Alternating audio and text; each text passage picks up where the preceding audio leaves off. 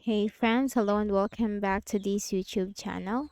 In today's another video tutorial, I'm going to share to you on how you can permanently disable the Windows Defender. So this is the default antivirus of your Windows.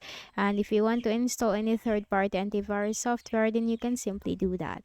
So press the Windows key and letter R button together to open the run window. Here you need to simply type regedit. Click on OK. Now here simply follow me for the path. Expand the list for HK local machine. Look for the software folder. Expand the list. Click on the arrow. Look for the policies. This one. Expand by clicking the arrow. Look for Microsoft. Expand by clicking the arrow. Here we need to look for the Windows Defender. This one. Make a right click. Select New. Select the word 32-bit value.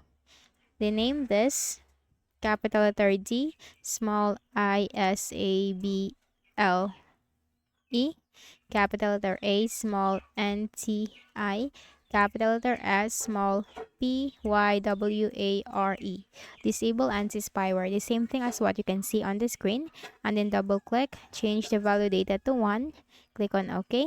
Close this and then make a right click at the start button, shut down or sign out, and restart your Windows to permanently disable the Windows Defender. However, if in some cases that you want to enable it, then simply go back to Registry Editor and then follow the same path, HK Local Machine, Software Policies Microsoft Windows Defender, and then delete this value name.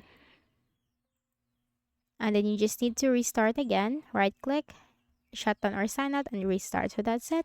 I hope this video helped you. Kindly please do not forget to hit the like button and subscribe to our channel for more tutorials like this. Thank you for watching.